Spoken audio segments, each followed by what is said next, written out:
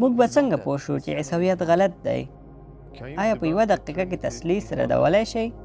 آیا ته وایې چې شاګردانو عیسی علیه السلام کله هم نه و لیدلی؟ په رښتیا ووایه، په سپیکرز کورنر کې د چا غلبه ده؟ دوی وایي زه چا ته دعا وکړم؟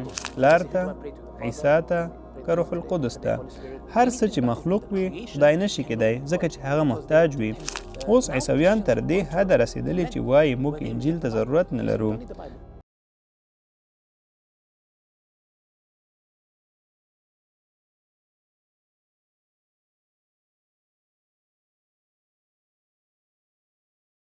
دعوه د هرې پوښتنې لپاره یوه دقیقه لري. تیار یې؟ آیا په یوه دقیقه کې تسلیث ردولی شئ؟ دا ډیر ساده ده. دوی په پلار، زوی او روح القدس باور لري. وایي دا ټول خدایان دي خو یو شان نه دي. نو خبره دا ده چې دوی ټول یو بل ته محتاج دي. نو چې یو شی محتاج وي هغه خالق نشي کیدی. که عیسی علیه السلام د انسان په څیر ګرځېده، ډوډۍ یې خوړله او تشناب ته تللو، نو هغه د عبادت مستحق خدای نشي کیدی. همدارنګه روح القدس هم یو مخلوق دی او مخلوق خدای نشي کیدی ځکه چې دوی محتاج دي او محتاج د عبادت لایق نه دی. دوی وایي محمد صلی الله علیه وسلم قرآن له انجیل نه کاپي کړی. څه وایي؟ موږ په دې اړه ډیر څه لرو. د عیسویانو خبرې په خپله زموږ سره کومک کوي ځکه چې الله جل جلاله په قرآن کې فرمایي افسوس د هغه کسانو چې په خپلو لاسونو کتاب بدلوي او وایي دا د الله تعالی له لورې دی. دا په خپله یوه پیشګویي ده چې الله تعالی فرمایي انجیل بدل شوی دی. که انجیل نه وای بدل شوی نو نعوذ بالله قرآن به غلط وای. کله چې قرآن وایي انجیل بدل شوی نو که هغه ثابت پاتې وای قرآن به غلط ثابتېدو.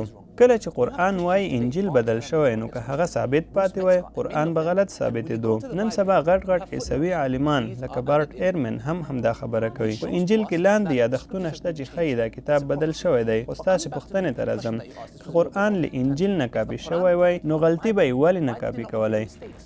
مثلا د یوسف علیه السلام په وخت کې پاچاهان وو نه فرعونان، خو انجیل ورته فرعون وایي، قرآن ورته پاچا وایي. الله جل جلاله د موسی علیه السلام وخت ته فرعون وایي خو د یوسف علیه السلام وخت ته پاچا. که قرآن کاپي وای نو باید یې فرعون ویلی وای، خو قرآن رښتیا وویل او پاچا یې ورته وویل. تاریخ هم ثابته کړه چې د یوسف علیه السلام په وخت کې فرعونیان نه وو، نو انجیل له بل ځایه کاپي کړي، موږ کاپي نه کوو. موږ به څنګه پوه شو چې عیسویت غلط دی؟ تسلیث په عقل نه برابریږي. پلار، زوی او روح القدس سره نه یو کیږي. دوی وایي پلار هم خدای، زوی هم خدای او روح هم خدای، خو بیا وایي دا یو بل نه دي. دا منطقي نه ده ځکه خو ډیر عیسویان دا مذهب پرېږدي. دوی حیران وي چې چاته دعا وکړي. دا لومړی ټکی و.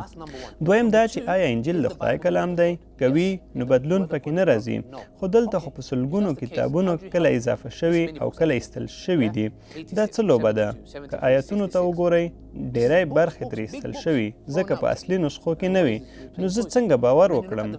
زه عیسویانو ته وایم که زه تا ته یو ګیلاس اوبه درکړم او یو څاڅکی زهر پکې واچوم آیا ته یې څښې؟ هغوی وایي نه. ما ویل ولې؟ وایي بدن ته متاوان رسوي. نو چې پوهیږئ انجیل بدل شوی ولې خپل روح په تباه کوئ؟ ته څنګه په داسې کتاب باور کوئ چې په بدلون یې پوهیږي؟ موږ متا او مرقس نه پیژنو. دوی خو عیسی علیه السلام لیدلی هم نه و. خو په اسلام کې توحید یعنی د الله تعالی یووالی په عقل برابر دی. قرآن خوندي دی او موږ د روایتونو پوره سلسله لرو. موږ د صحابهو په اړه هر څه پیژنو، حتی دا چې څه یې خوړل. خو د انجیل د کسانو په اړه هیڅ نه پوهیږو. هر څه ګډوډ دي. آیا ته وایې چې شاګردانو عیسی علیه السلام نه و لیدلی؟ رښتیا خبره دا ده چې موږ دا خلک نه پیژنو. په اسلام کې موږ د حدیثو سند لرو او پوهیږو چې چا له چا اورېدلی دي. دوی هیڅ نه لري، حتی د دوی په تفسیرونو کې هم شکونه شته. دوی په خپله نه پوهیږي چې دا یوحنا یعنی جان کوم یو دی. 3 کسان په دې نوم دي. دوی نه پوهیږي چې دا کوم یو دی. نو زه څنګه د آخرت معلومات له داسې خلکو واخلم چې نه یې پیژنم؟ داسې کتاب چې له غلطیو ډک دی او دوی داسې خدای را پیژني چې په عقل نه برابریږي. ته هره یکشنبه هلته ځې او دا خبرې عیسویانو ته کوې؟ هو، د هغوی غبرګون څه وي؟ هر یو جلا وي ځکه ټول یو شان نه دي. ځینې یوازې کنځلې او سپکاوی کوي، مګر چې کوم یو یې مخلص وي هغه ستا خبره مني. اوس خو ځینې عیسویان وایي موږ انجیل ته بیخي ضرورت نه لرو. دا عجیبه ده. که انجیل نه وي نو عیسی علیه السلام به له کومه وپېژنئ؟ ځکه چې د هغه په اړه ټول معلومات په انجیل کې دي. دوی وایي سمه ده انجیل بدل شوی، موږ یې نه منو. دوی وایي موږ عیسی لرو خو د هر چا عیسی له بل سره فرق لري. یو وایي ما په خوب ولید سپین ویښتان یو، بل وایي ژیړ ویښتان یو. دا خو دوه مختلف کسان دي. ته څه پوهېږې شیطان نه و؟